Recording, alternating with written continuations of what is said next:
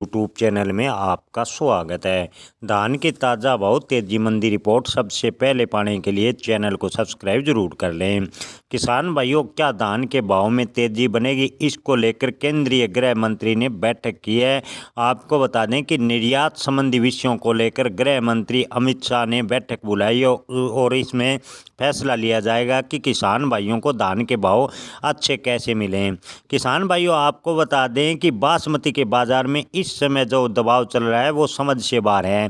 आमतौर पर यह होना चाहिए कि जब बासमती धान की आवक सिकुड़ रही है तो बाजार मिल्स को कंपटीशन होना चाहिए और बासमती के धान ऊपर की तरफ जाने चाहिए, लेकिन फिलहाल की स्थिति में ऐसा नज़र नहीं आ रहा है। ऐसी स्थिति जिससे पिछले साल बढ़िया निर्यात हुआ, अंतर्राष्ट्रीय स्तर पर माहौल ज़्यादा खराब ना हो और धान का उत्पादन भी ज़्यादा न बढ़ा हो तो फिर बाज़ार में ज़्यादा गिरावट नहीं होनी चाहिए।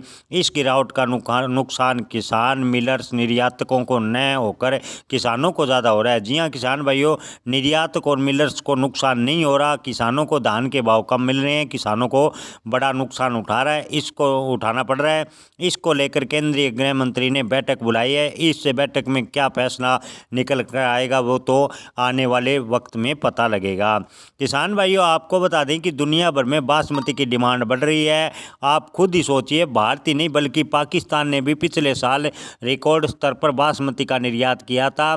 पाकिस्तान के डॉन अखबार के अनुसार जुलाई नवंबर F5 के दौरान पाकिस्तान का कच्चा खाद्य निर्यात 19.58% बढ़कर $3.15 बिलियन हो गया है, जो पिछले साल की समान अवधि से $2.64 बिलियन ज़्यादा है।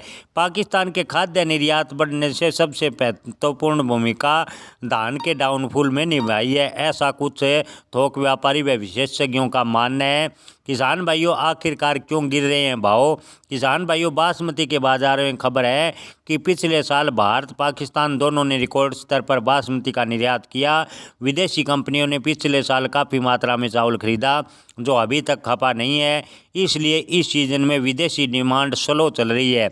मिलर्स अभी अपनी धान की खरीद पूरी करने के बाद ऑर्डर्स की बाट जोड़ रहे हैं। आमतौर पर इस समय तक ऑर्डर मिलने लग जाते हैं, लेकिन अभी तक कोई ऑर्डर की बात निकल कर सामने नहीं आई, इसलिए मिलर्स धान की खरीदी स्लो कर रहे हैं और धान के भाव में डाउनफॉल बना है।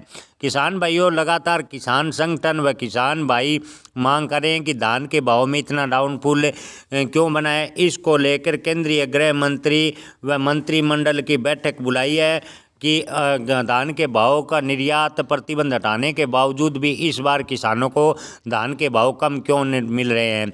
किसान भाइयों, अगर सरकार धान निर्यात बढ़ाने को लेकर अन्य कोई बाजार तलाशती है तो आने वाले दिनों में धान के भाव में तेजी बन सकती है, अन्यथा धान बासमती के भाव 3800 के करीब भी आ सकते हैं। अगर सरकार कोई बड़ा फैसला ले सकती है तो धान 11, 21, 17, 18 जैसी किस्मों के धान के भाव 5000 रुपये भी जा सकते हैं।